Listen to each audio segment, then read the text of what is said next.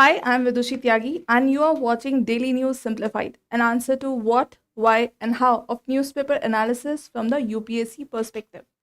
So, today we have taken up important articles from the Hindu newspaper, the Indian Express, and the Business Line. So, today we have three mains related topics. First is Citizen Amendment Act 2019. Second, challenges pertaining to the rice production and supply.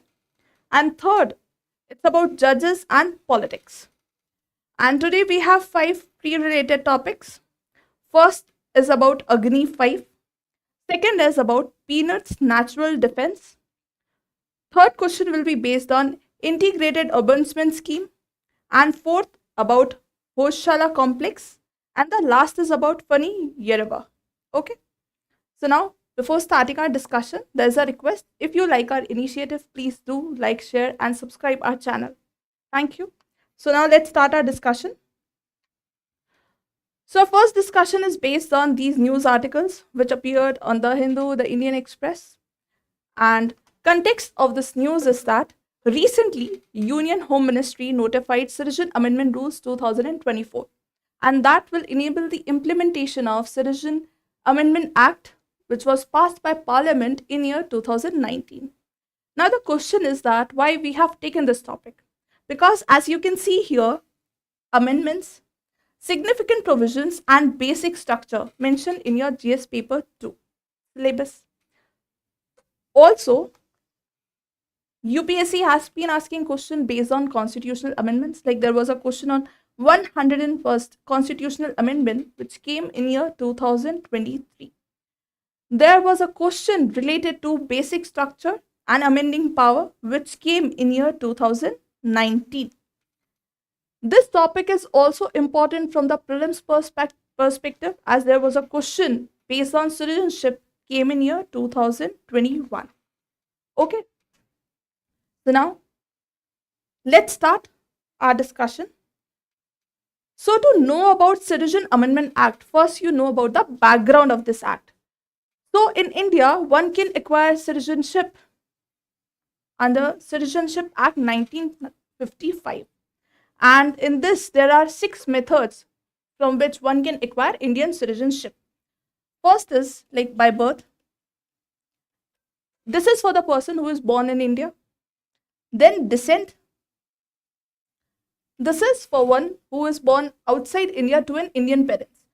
Then through naturalization, one can acquire citizenship through registration, and one can acquire by incorporation of Indian territory into India. So here, Government of India based on Indian citizenship to citizens like from acquired territories. Okay, so these are the methods through which one can acquire citizenship. But if you can see here, still illegal migrants cannot acquire Indian citizenship through these methods, okay, provided by Citizenship Act 1955. Now the question is, who will be considered as illegal migrant? So illegal migrant is a foreigner who traveled India without valid travel documents or who stayed India beyond a stipulated time period. So after breaching these two conditions, one will be considered as illegal migrant as per this act. Okay. So now this person who migrated India illegally will be deported or jailed under 2 acts. One is Foreigners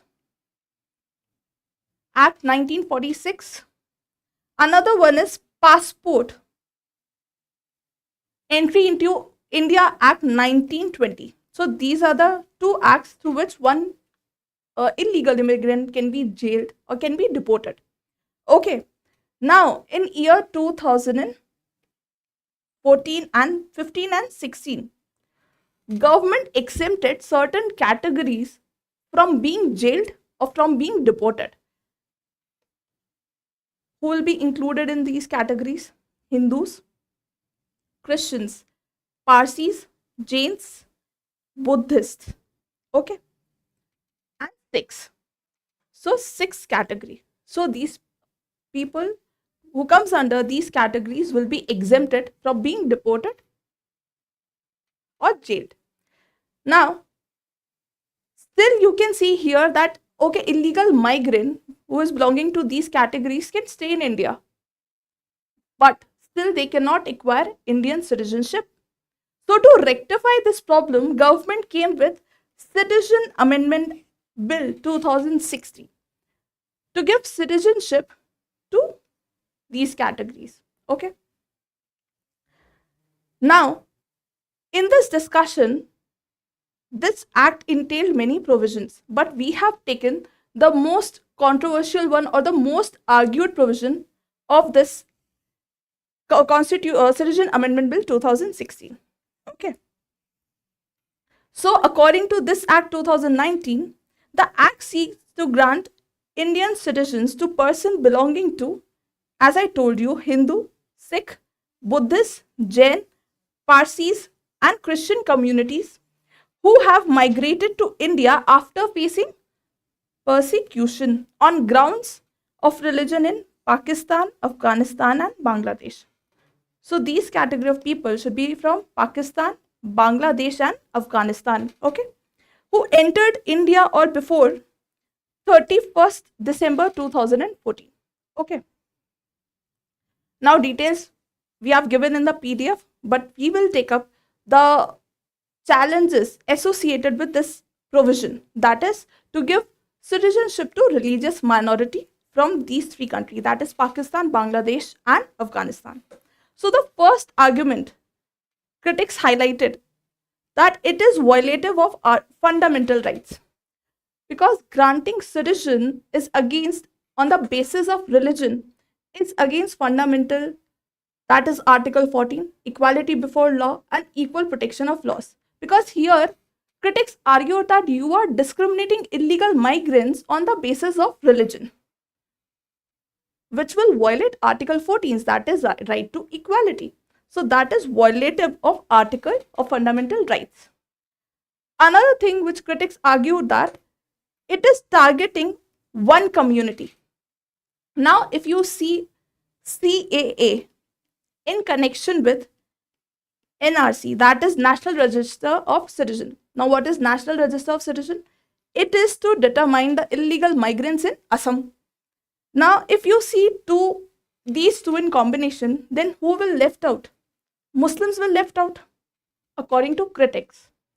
Because Citizenship Act will give citizenship to foreigners or illegal migrants from who are non-Muslim from these countries. And NRC will take it out illegal migrant in Assam. So definitely who will left out here? Muslims. And they will face negative consequences like detention, like deportation. They will be arrested. So they are targeting one community here, according to critics. Third argument is it is discriminatory in nature or selective in nature. As you can see here, there is a provision to give citizenship to these communities. Yes. And still, there are other communities who are they are facing persecution in their home countries, like Rohingyas from Myanmar, Tamilian Hindus from Sri Lanka. Then we have Muslim Sikhs like Ahmadiyas, Hazaras. They are also facing persecution in their home country. But all these communities, they are excluded from the ambit of this act. So it is somewhere discriminatory or selective in nature. Now, fourth criticism put by thinkers is that it is against Assam Accord 1985. See, this Assam Accord, they put a deadline to find out the illegal immigrants in Assam. Somewhere they put 1966 as the deadline, or somewhere they used 1971 as a deadline. But if you see Constitutional Citizenship Amendment Act, then here deadline is December 31, 2014. So you can see here that these two are contradictory in nature. Citizen Amendment Act and Assam Accord, they are contradictory in nature because of different timelines. Another thing is apprehensions among northeastern states. Critics argue that though you stated that these provisions will not be applicable in areas under 6th schedule or areas under like inner line permit. But still, there is certain concerns, apprehensions among northeastern people. Like they are facing concern with respect to practical implication of this act, that how center will manage the mass migration, which will somewhere impact the cultural landscape of northeastern states. So yes, there are certain concerns highlighted by thinkers based on like from northeastern states. Then another issue highlighted by is detrimental to bilateral relation. Here, critics argue that if you are giving citizenship to regional minorities from other countries, you are somewhere showcasing that these minorities in their home country, they are not treated well. You are bringing this thing in global fora. So somewhere it will impact the bilateral relationship between India and other neighboring countries like Pakistan, like Afghanistan, like Bangladesh. So it is detrimental to bilateral relations according to some experts. So these are the arguments against. Now government came with some rationale, and according to government, they put a plea in front that if these three nations, Muslim, Pakistan, Afghanistan, and Bangladesh, they themselves declare as Islamic republics. So if you are considering Muslim as a minority from these countries, then definitely you are putting them as misnomer, because they are these nations having like Muslim population as a majority. How you can consider Muslim as a minority? Then consideration to others. Here government supported his claim that we do consider other prosecuted minorities, like if Rohingya, they are facing an issue in their home country, we can take that matter, but that matter will be examined case by case. Still doors are open. So that is consideration to others. Okay, so these are the arguments in favor and against of Constitutional Amendment Act 2019. So here, author end this discussion by highlighting that this matter still in court, and the case has not been heard since October 2022.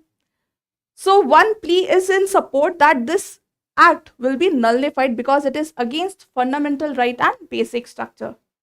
But government on the other side is quite confident that they will pass test of the law, and it will be interesting to see, because now this act is notified, so it will be quite interesting to see whether Supreme Court will uphold this act or will declare as constitutionally invalid.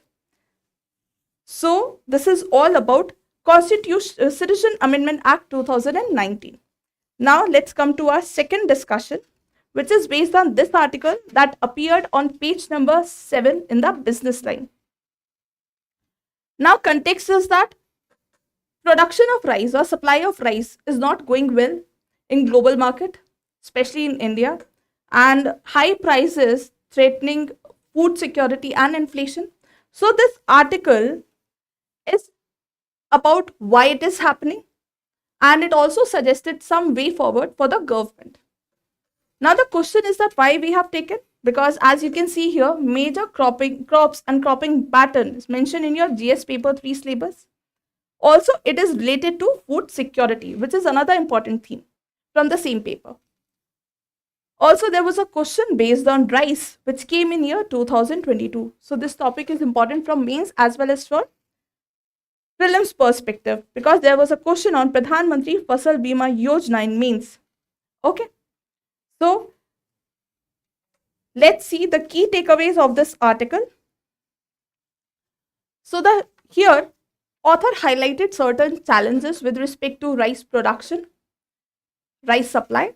So the first challenge is decline in production. According to some experts, or you can say according to Government of India, rice production will fall by 1% if you compare with previous years. Now, experts believe that this calculation is based by keeping in mind Kharif rice production during Kharif season. And if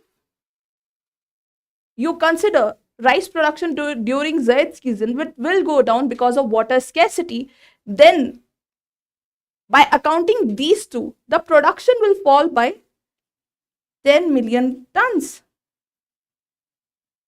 which will definitely impact the supply of rice. Okay, so first is decline in production.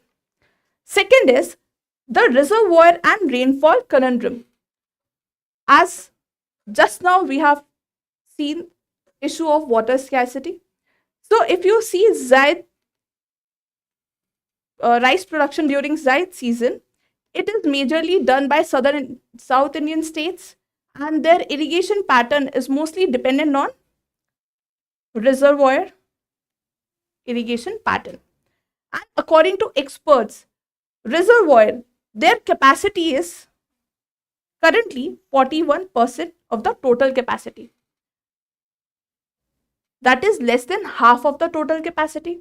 This is the first issue, because during Zaid season you need more water, plus reservoir capacity in current scenario is just 41%, less than half.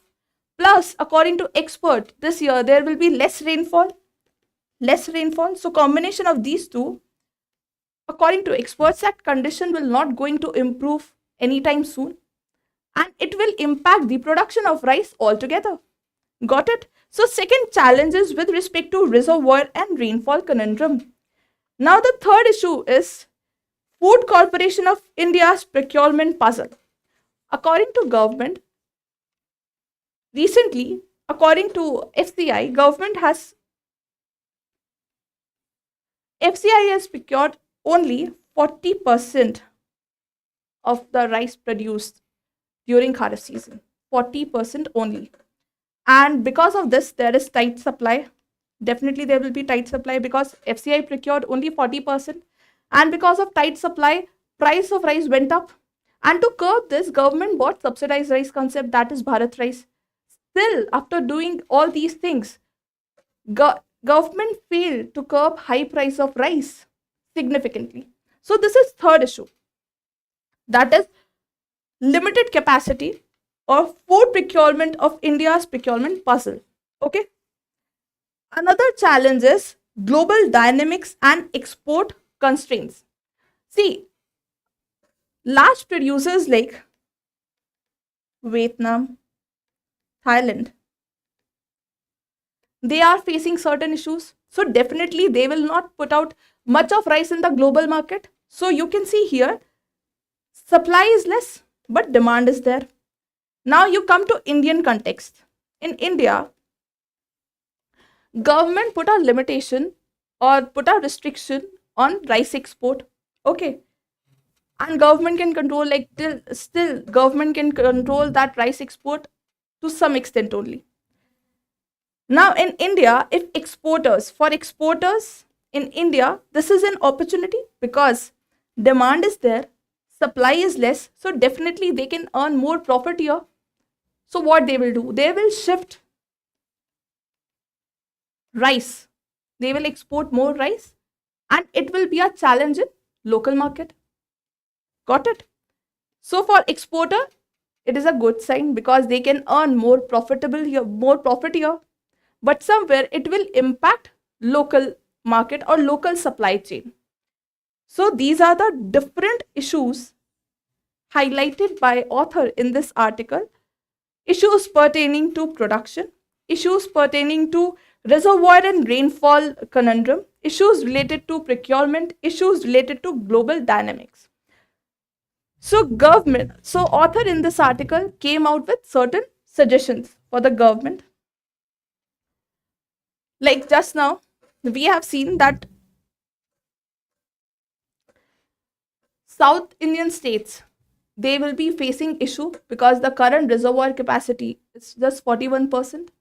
So what government should do? They should enhance water management by implementing strategies for better water conservation and management. Another issue just now we have seen with the FCI, because FCI procured only 40% of the rice produced during Kharif season. So what government should do? They should work on strategic reserve management, reevaluating the stockpiling and distribution strategies of the FCI to ensure food security. Then yes, just now we have seen that if government is not going to put any kind of restriction or any kind of limitation on exporting, then definitely exporters, Indian exporters, they will export more and for their profitability, but it will impact Indian market. So government should work on export policy revisions, reassessing export restrictions and duties in the light of changing global landscape. Last but not the least, technology and financial support for farmers, providing farmers with access to drought-resistant crop varieties, better forecasting tools, and financial support. So these are the suggestions provided by author in this article. Okay, so now let's move to our third discussion. Third discussion is based on this news article which appeared in the Hindu, and context is that recently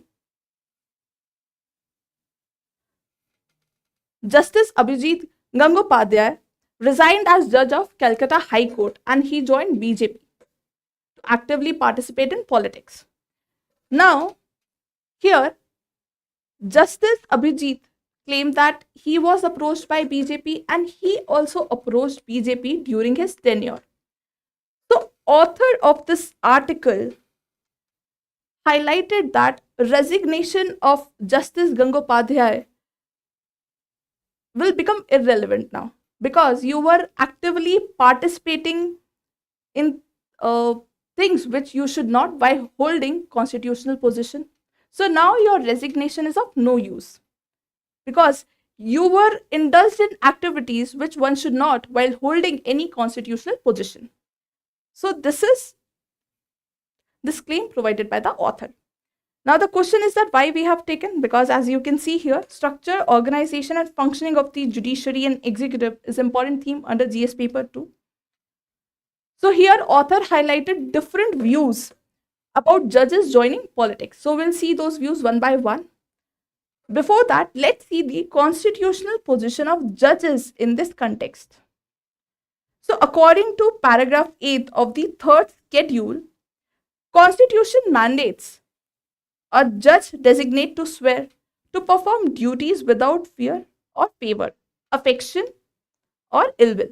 Okay, so this is under third schedule. Plus, judges are expected to conduct themselves in a manner consistent with the dignity of the judicial office. He was indulged in activities. He was into politics while holding the position. That goes against the dignity of the judicial office. So now let's see different views provided by the author. So the first is about Constitutional Assembly debates. So K.T. Shah, member of Constituent Assembly, he proposed barring judges of constitutional courts from occupying any executive position. But this proposition was not accepted by the Constituent Assembly. And that is why till now, India has not enacted any legislation in this context. Okay. So till now, we don't have any legislation in this context concerning the judicial conduct of judges. Second is Code of Conduct for Judges. This was adopted by Supreme Court and it prohibits judge from indulging in politics. So this is with respect to Code of Conduct for Judges. Now, author also highlighted Bangalore Principles of Judicial Conduct. And this Bangalore Principles emphasized on qualities like independence, impartiality, integrity, propriety, equality, competence and diligence, just to stress the eradication of any kind of bias or prejudice in decision making. Okay, for that, these qualities are quite important. Further, author also highlighted the necessity of judges in different cases. First is Supreme Court and C. Ravichandran Iyer versus Justice A.M. Bhattacharya 1995. Here author highlighted values like sterling character, impeccable integrity and upright behavior to maintain the purity of justice. Another case highlighted values like to uphold the values of impartiality, integrity, propriety, equality, competence, and diligence. Same we have seen in Bangalore Principles of Judicial Conduct 2022. Now, author highlighted cooling of period for judges advocated by former Union Minister Arun Jaitley. Here, he said pre-retirement judgments are influenced by a desire for a post-retirement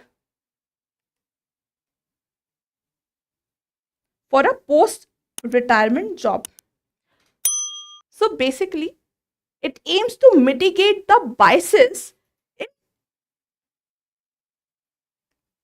pre-retirement judgments by judge seeking post-retirement appointments. Okay. So this was advocated by Arun Jaitley.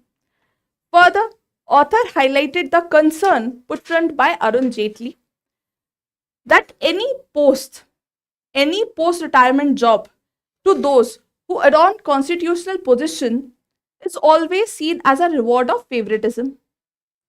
That is true. And this reward of favoritism is against the fundamentals of constitutional position, like imparting or to remain impartial, maintaining integrity.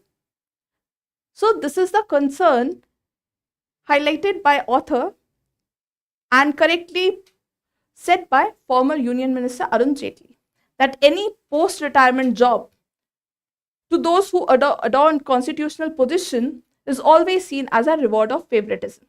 And same, it is in connection with Justice Gangopadhyay, because he recently resigned and joined the political party. Okay. So in this regard, author suggested few suggestions. First is that Supreme Court should forbid judges of constitutional courts from entering politics even after resigning from their position. Okay. So if this suggestion is applicable, then justice will not hold the current place in BJP party. Another suggestion is that since political parties will benefit from such move, then definitely they will not take any kind of initiation or action against this. So parliament is very less likely to act in this manner. So there is a need for the judiciary to establish a judge-made law addressing the issue. So these are the suggestions provided by author in this article. First, to forbid judges of constitutional courts from entering any politics even after resigning. Second, judiciary need to come front and they need to establish one judge-made law, because parliament will not do. Okay, so here we done with our mains related topic. If you have any doubt, please drop your doubts in our comment box. Now let's start with our pre-section. So the first article in pre-section, first discussion is based on this news article which appeared on page number 1.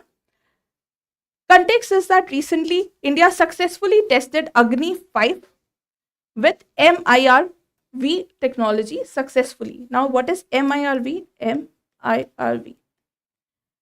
M means multiple. I means independently targetable. R means reentry and V means vehicle.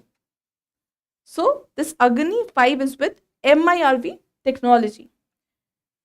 Now why we have taken it? Because UPSC has been asking question in awareness in the fields of biotechnology, robotics, space, etc. And there was a question based on ballistic missiles in year 2023. Okay.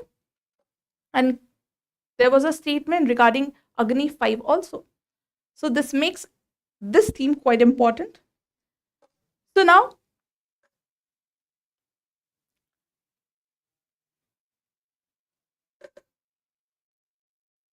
This is the practice question which is based on Agni 5 missile system. Now, before solving this MCQ, first let us see about Agni 5 missile system, details related to Agni 5 missile system. So, Agni missile is a series of nuclear capable surface to surface ballistic missile system. Surface to surface means that it can be launched from a ground and it can carry a payload to a location on ground, that is surface to surface. Equipped to carry nuclear warheads, and it is a ballistic missile system. Here, like ballistic missile system means missile with a ballistic trajectory, and here the trajectory will be guided by external factors like Coriolis force, gravity, etc. Then it is medium to intercontinental range. Okay. It is indigenously developed by DRDO, that is Defense Research and Development Organization.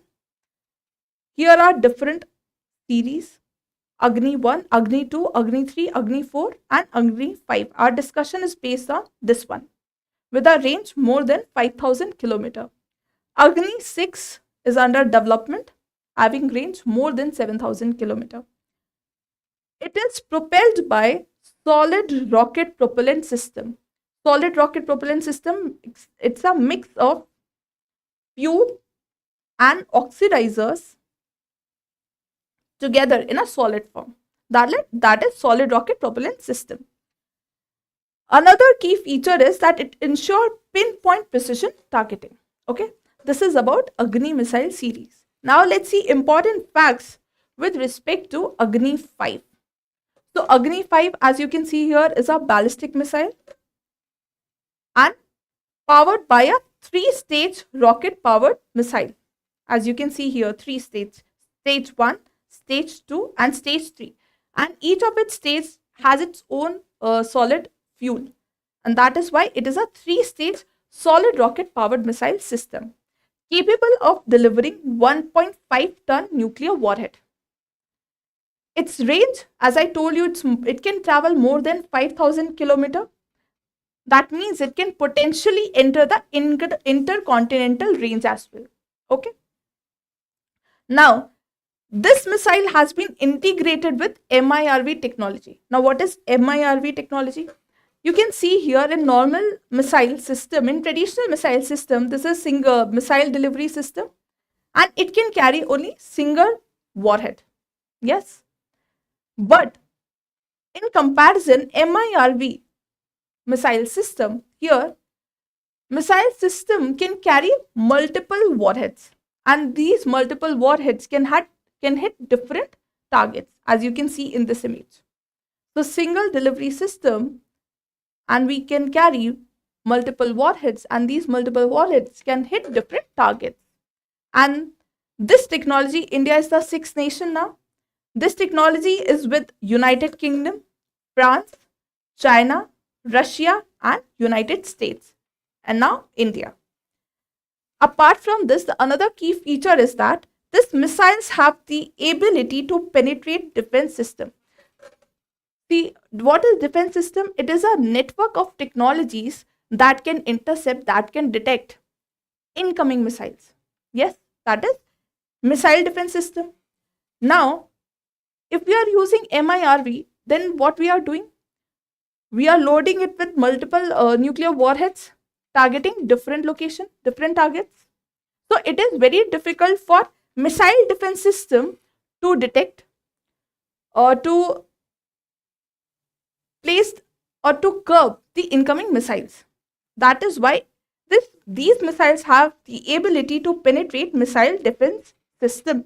So these are the important features of Agni 5 integrated with MIRV. Now let's solve our MCQ based on this info.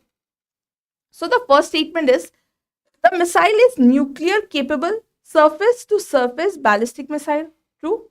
It is equipped to carry nuclear warheads, surface to surface and ballistic missile. So first statement is correct. Second statement is it is propelled by a cryogenic hybrid rocket engine system. And just now we have seen it is propelled by solid fuel rocket engine system. Just now we have seen here 3 stages, each one of having its own solid fuel. So this makes our second statement incorrect. Now let's come to the third statement.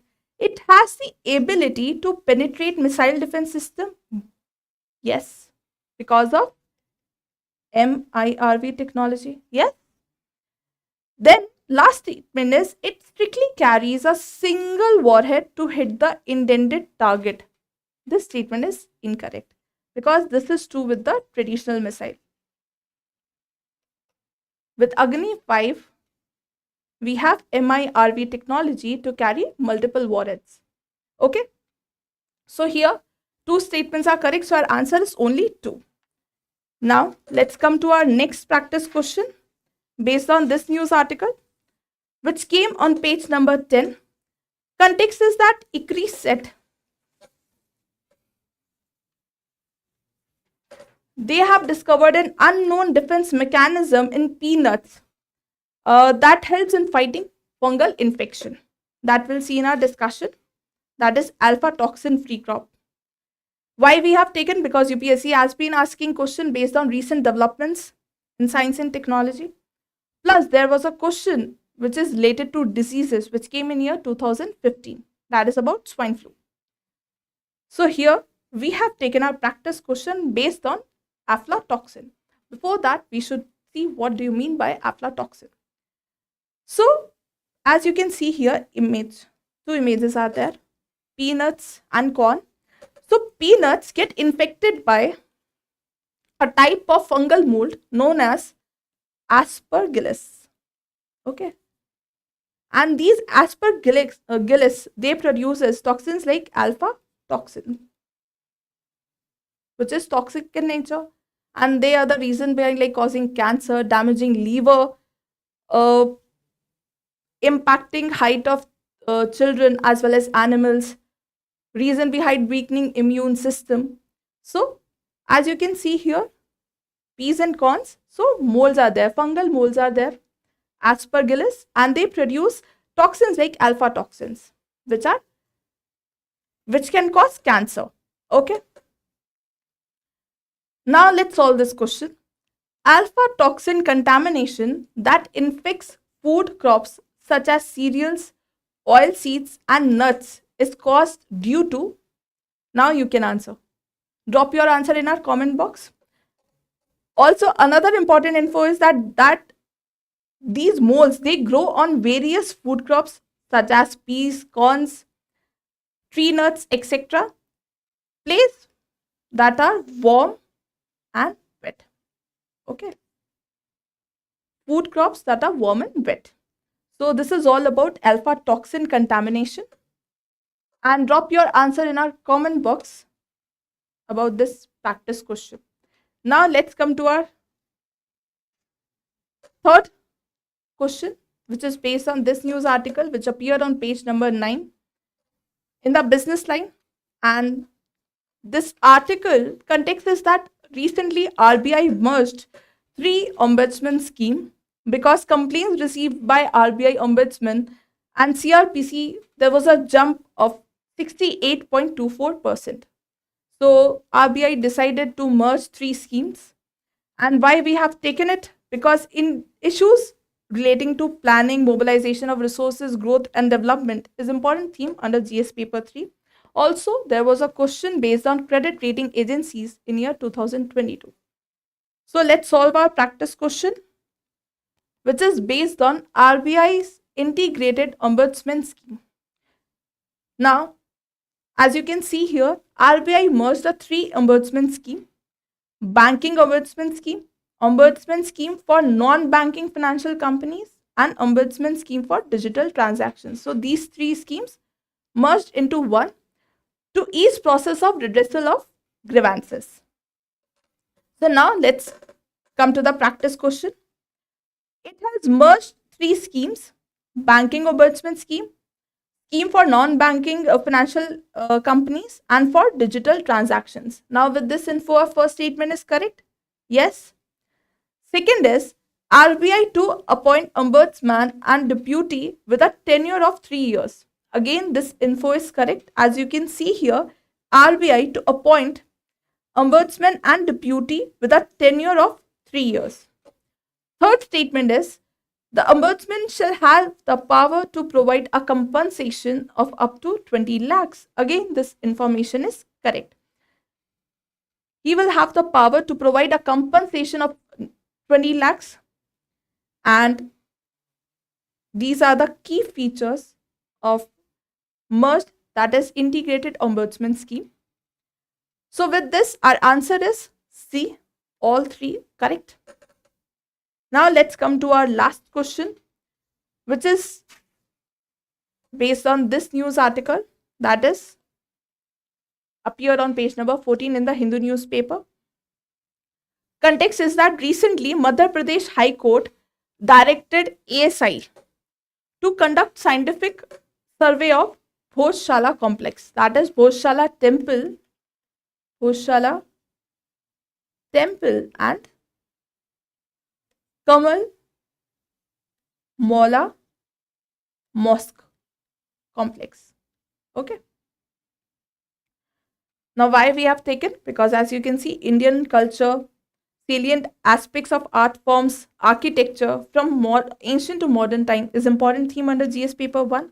And there was a question based on Chaucer Yogini temple which came in year 2021. So here we have taken a practice question based on Bhojshala temple. Before that, let's see important facts regarding Bhojshala. It is located in Dhar district in Madhya Pradesh. So it is located in Madhya Pradesh.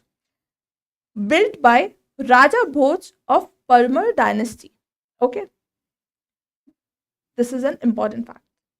Key feature is that it was the university in which statue of Vagdevi, that is Saraswati Ma, was installed. And it was first attacked by Alauddin Khilji. Okay. So these are the important features regarding Bhojshala. Now you can see one images here.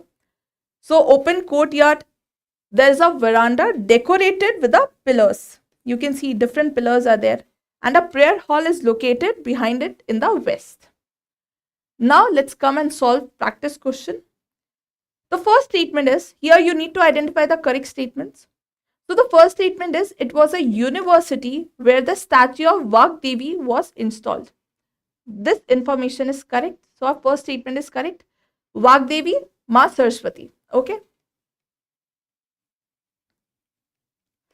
Another statement is, it was built by Raja Bhoj of the Parmar dynasty. This information is correct. Just now we have seen. So our second statement is also correct. Third is, it was first attacked by Aurangzeb. Now, we have seen that it was first attacked by Alauddin Khilji and not by Aurangzeb. So this makes our third statement incorrect. Okay. So first and second statement. So our answer is option B, that is only 2. Now come to our last statement, last question, which is based on this news article that appeared on page number 10 in the Hindu newspaper. Context is that this article is about problems associated with Paniya tribe. They are having problems like drinking too much alcohol. So it's a big issue now. Why we have taken? Because welfare schemes for vulnerable section is important theme under social justice. And there was a question based on PVTGs in year 2019. So now let's come and solve practice question. So here the question is, with reference to Paniya tribe, consider the following statements and we need to identify the correct one. So they reside in the southern Indian states of Kerala and Tamil Nadu. This information is correct because they are like Yerva people. They were thriving agricultural and forest-based tribe in the southern Indian states like Kerala and Karnataka. And basically their primary occupation is to work in coffee and tea plantations. So this makes our first statement correct. Second statement is that they speak Tharu language. Now you know that Tharu language is spoken by Tharu people and they are They are people of Terai region in southern Nepal and northern India. This makes our second statement incorrect. And Funny Yerva, they speak Yevula language, and their settlement is known as Kunju settlement. This makes our third statement correct. That is, their settlement is known as Kunju settlement. Okay, so third statement is correct. Now, last statement is that they follow Christianity. Again, this statement is correct because they follow Hinduism.